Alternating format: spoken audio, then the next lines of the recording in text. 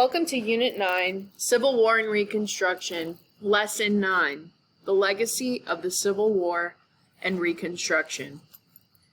The end of slavery was a great moral victory for the nation, but it became a source of rage for some, rage that triggered violence and a terrible loss. Slavery is abolished. In January 1865, 3 months before Lee would surrender, Congress passed the 13th Amendment, which prohibited slavery in the United States. As with all amendments, it was sent to the states for ratification. By December 1865, 3/4 of the states had approved it, and the 13th Amendment was added to the Constitution. Slavery was over. Georgia, a former Confederate state, provided the final vote needed for ratification. The amendment states, "Neither slavery nor involuntary servitude, or being enslaved, shall exist within the United States or any place subject to their jurisdiction," which means the authority to enforce laws within a given area. The 13th Amendment abolished slavery, but African Americans were not granted full equality under the law until 1868, which the ratification of the 14th Amendment. African American men received voting rights when the 15th Amendment was ratified in 1870. Outlawing the practice of slavery was a giant step toward equality and justice. However, discrimination and racism did not magically disappear with the passage of the 13th, 14th, and 15th Amendments. African Americans were frequent victims of violence at the hands of white people. With few options for employment, many Southern African Americans went back to work on plantations, where they earned poverty-level wages. Further, African Americans could not depend on a legal system that still favored white people. Lincoln's assassination. After the Civil War ended, Lincoln's primary goal was once again reuniting the nation. He recognized that integrating newly freed African Americans into society and rebuilding the physical and social structures of the South would be a delicate operation. He planned to implement measures to remedy the injustices of slavery, bring the former Confederate states back into the Union, and rebuild the South. These plans became known as Reconstruction. Lincoln knew he would have to act with careful diplomacy in order to carry out these measures without inflaming already volatile racial and sectional tensions. However, he realized some issues would cause an uproar no matter the diplomacy he used in proposing them. For example, on April 11, 1865, he suggested that some African American men should have the right to vote. As you've learned, that right would not be guaranteed for another 5 years. Just 3 days later, on April 14, 1865, John Wilkes Booth, an actor and Confederate sympathizer, fatally shot Lincoln at Ford's Theater in Washington, D.C., as the president watched a play. Audience members rushed to the president from Ford's Theater to the Peterson House, a boarding house across the street. Lincoln never regained consciousness, and he died the next morning. For the first time in United States history, a sitting president had been assassinated or murdered for political reasons. On April 21st, Lincoln's funeral train began a somber journey to Springfield, Illinois, where he had lived before becoming president. Thousands of Americans lined the train's route to mourn. Lincoln was buried on May 4th, 1865. Vice President Andrew Johnson succeeded Lincoln as president. Johnson favored Lincoln's Reconstruction policies, but he lacked Lincoln's leadership skills. Also, Republican congressmen distrusted him because he was a former Democrat and former slaveholder. Johnson could not stop Congress from enacting harsh penalties on the Southern states. In particular, the radical Republicans believed the former Confederacy should be punished for secession and war. Their treatment of the South caused long-standing resentment and discontent among many Southerners. Lincoln's steady leadership had brought an end to the Civil War. Following his death, the nation struggled to regain a true sense of unity as it rebuilt without a leader who had saved it. The far-reaching consequences of his loss were yet to be realized. The morning he died, Lincoln's Secretary of War, Edwin M. Stanton, is reported to have said either, "Now he belongs to the ages," or "Now he belongs to the angels." For Americans in 1865, both sentiments rang true. The legacy of the war. The Civil War was one of the most formative events in American history. 4 years of battle and loss resulted in both positive and negative consequences. Rebuilding the nation. Conditions in the North and the South after the Civil War contrasted dramatically.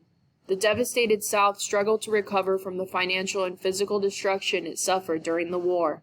Its economy had been based on growing and exporting crops for cash. Invading armies had burned down farms and destroyed crops and fields, and at least initially, few resources existed to rebuild them. The North's naval blockade of Southern exports resulted in plantation owners' financial ruin. The biggest economic blow, however, was the abolition of slavery and the resulting loss of free labor. Southern plantation owners would have to find other ways to profit from agriculture or farming as the South rebuilt.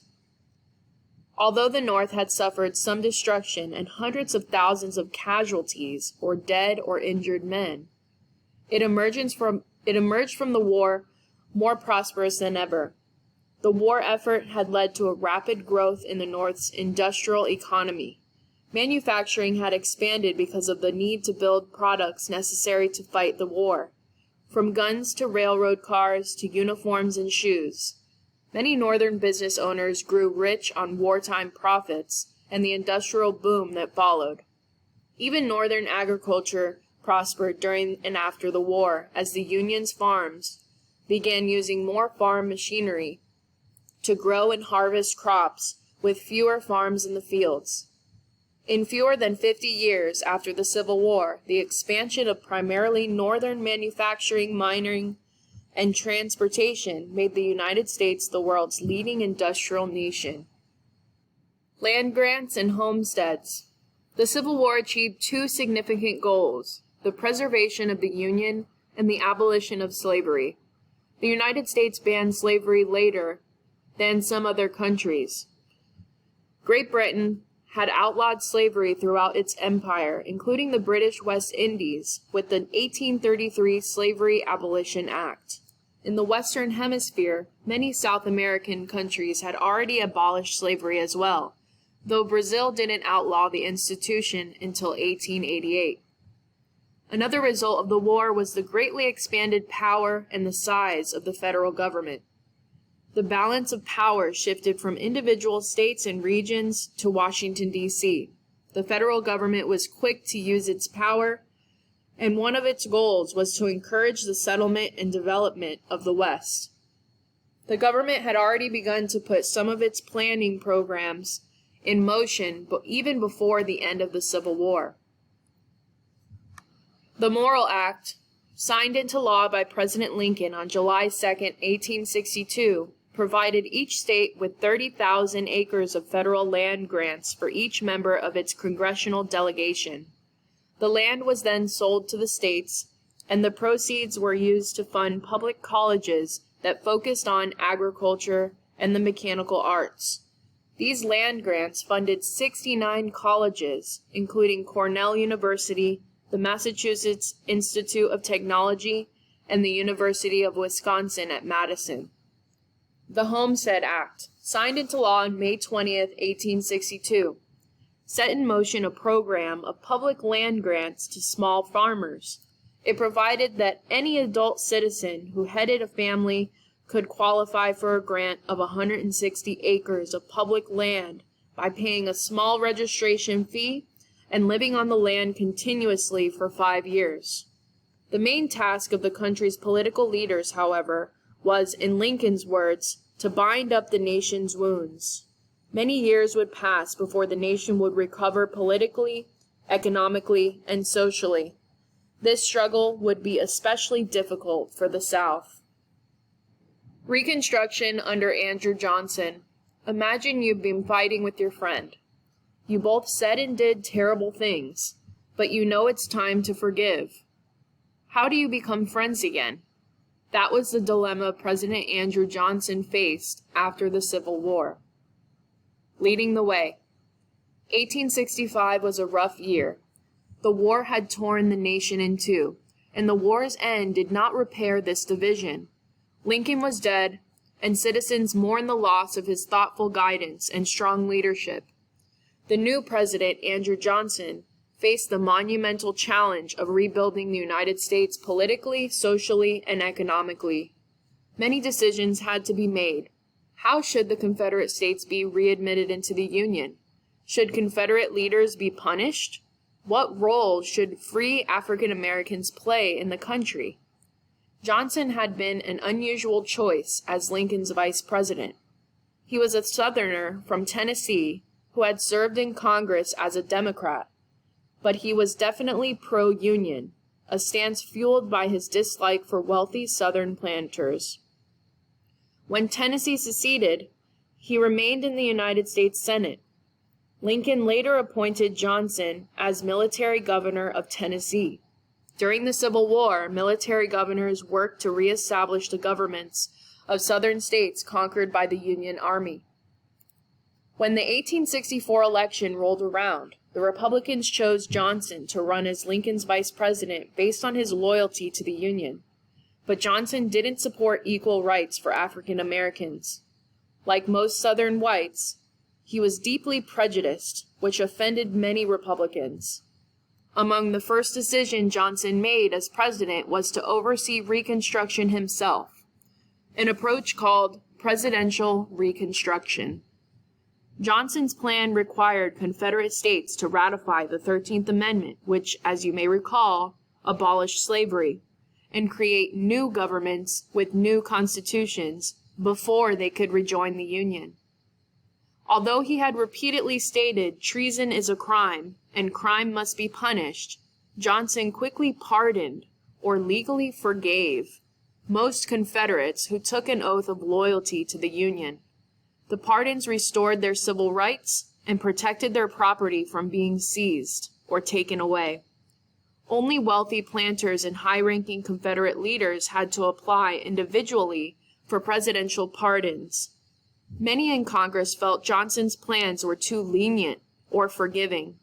Congress wanted Confederates to pay for their actions. The Freedmen's Bureau. Johnson's perceived leniency toward the former rebels was not the only problem Republicans had with this plan. They were equally alarmed that presidential Reconstruction did not provide a way for African American men to vote, a right African Americans deeply desired. African Americans also wanted the right to own property. Without the protection of full citizenship and property rights, African Americans worried that white Southerners would take away their newly won freedoms and economic opportunities. Republicans shared their concerns. In 1865, Congress created the Bureau of Refugees, Freedmen, and Abandoned Lands, more popularly known as the Freedmen's Bureau, to help the formerly enslaved as well as the impoverished white Southerners. Congress appointed General Oliver Otis Howard to run the Bureau. Army officers acting as Bureau agents provided medicine, food, and clothing to newly freed African Americans and others displaced by the war. The officers also tried to settle former slaves on Southern land that had been abandoned or seized during the war. Agents drew up labor contracts between landowners and African American workers and created courts to settle conflicts between African Americans and white people. Howard also saw education as a way to improve living conditions and economic opportunities for African Americans. As a result, the Republicans in Congress decided to take control of Reconstruction. Radical Reconstruction. In a debate, you're pitted against a team that wants to make its case as badly as you do. In 1866, the President and Congress both wanted to win control of the South. The struggle deteriorated into name-calling and power grabs. Johnson versus Congress. Made bold by the lenient terms of presidential Reconstruction, some Southern states refused to ratify the 13th Amendment. They even refused to admit that secession had been illegal. Southern states also passed black codes, laws for controlling African Americans and limiting their rights. The codes granted African Americans a few rights, such as the right to marry and pursue a lawsuit in court, but most of the codes dealt with what African Americans could not do. For example, they could not own land, work in certain industries, or serve on a jury. Congress was furious over the black codes and the leniency of Johnson's Reconstruction plans. As a result, Republicans proposed the Civil Rights Act of 1866. The bill granted full equality and citizenship to every race and color. Johnson vetoed the bill, but Republicans in Congress overrode the veto, and the bill became law. To solidify these rights, radical Republicans also proposed the 14th Amendment. As you've learned, this amendment guarantees citizenship and equal protection under the law to all American-born people. On President Johnson's urging, many Southern states refused to ratify the new amendment. It took 2 years for 2/3 of the states to ratify it. The Reconstruction Acts of 1867. Shocked Northerners watched as delegates at Southern state conventions refused to accept the 14th Amendment. When Republicans won control of Congress in the 1866 elections, they decided it was time to take Reconstruction out of the president's hands. They put themselves in charge of the process by passing the Reconstruction Acts of 1867. Their plan of action came to be called Radical Reconstruction. The Reconstruction Acts placed all of the former Confederate states, except Tennessee, which had already officially been readmitted into the Union, into 5 districts under military rule. Once military leaders decided that order had been established, the states could draw up new constitutions. Each constitution had to accept the 14th Amendment. Then the majority of states' citizens and the United States Congress had to approve the new constitution. Republican delegates were given the task of writing the new state constitutions. Many of the delegates were Southern white Republicans who had opposed secession.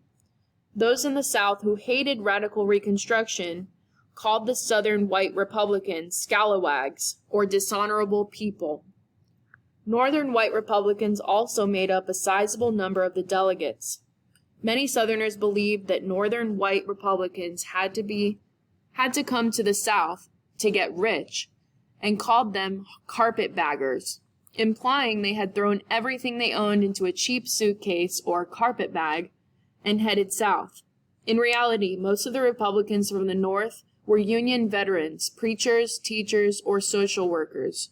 Free African Americans made up the rest of the delegates. Most were ministers or teachers. To prevent Johnson from interfering with radical Reconstruction, Congress passed the Tenure of Office Act, which prevented the president from removing government officials without Senate approval. The act clearly violated and ignored a constitutional provision that granted the president the right to hire and fire cabinet members. Johnson defied the act in August 1867 when he replaced his Secretary of War, Edwin M. Stanton, with Civil War hero Ulysses S. Grant. Stanton had been the only member of Johnson's cabinet to support radical Reconstruction.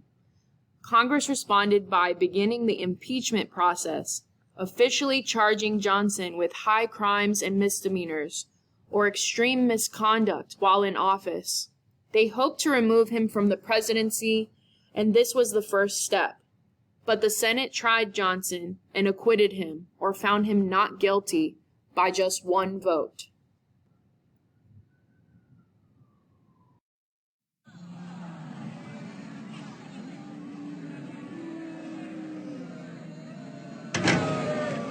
Wow, it took me forever to realize you're not the speaker. What? You do not look alike. Dear Tim and Moby, what happened after the Civil War? Did the Union and Confederacy become friends again? From Xavier. Not exactly. The South had surrendered, but that didn't mean that they'd changed their minds. They still disagreed with the North about the role of the federal government and African Americans' place in society. If anything, years of brutal fighting had only deepened these divisions. To make matters worse, the South was in ruins. Its cities were destroyed, and its former slaves were now homeless and jobless. The nation turned to Abraham Lincoln to direct Reconstruction, the process of rebuilding.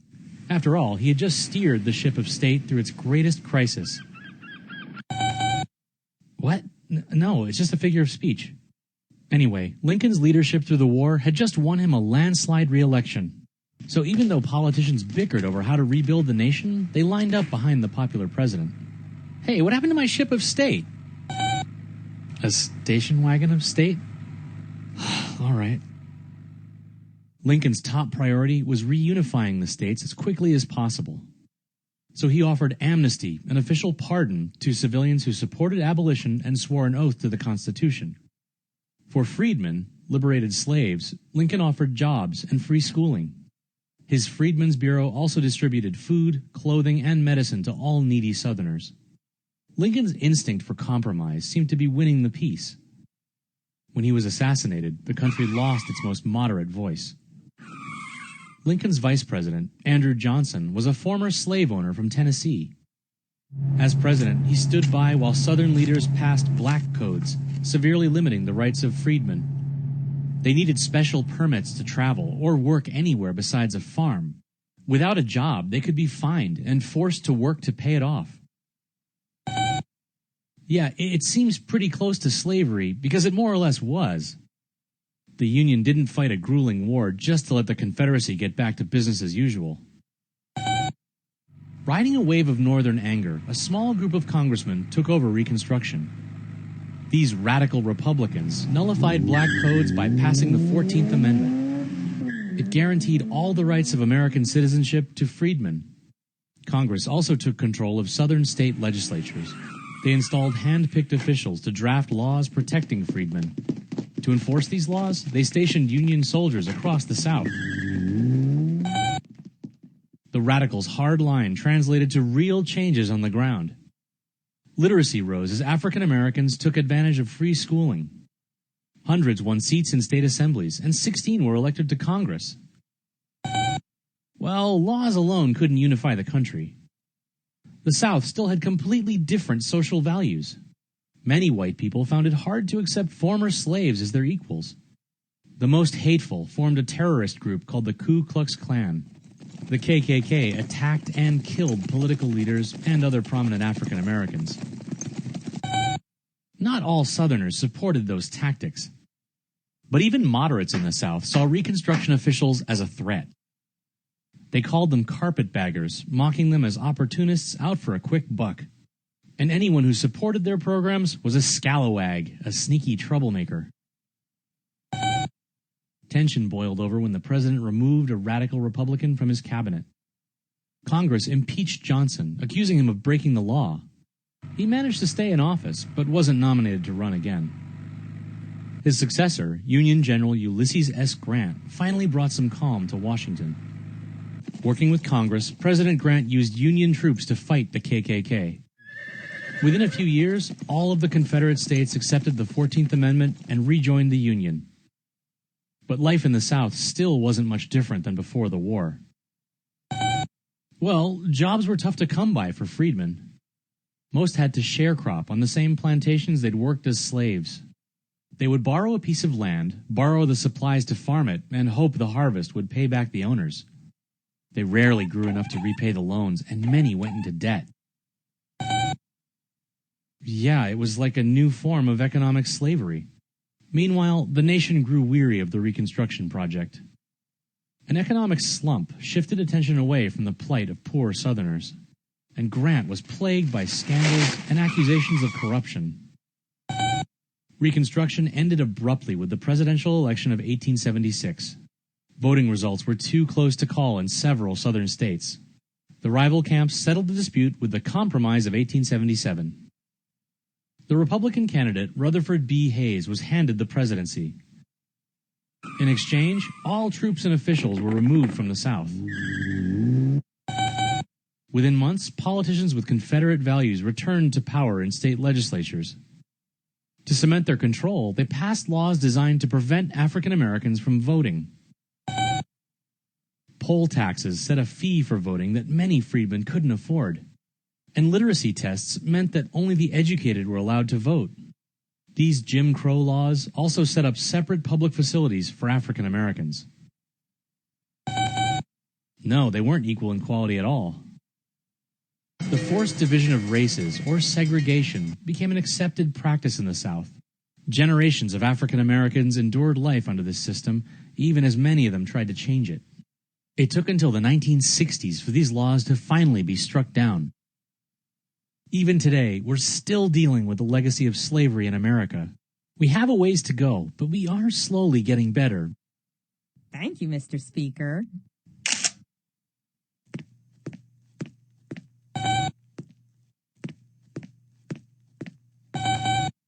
Well, I still don't see the resemblance.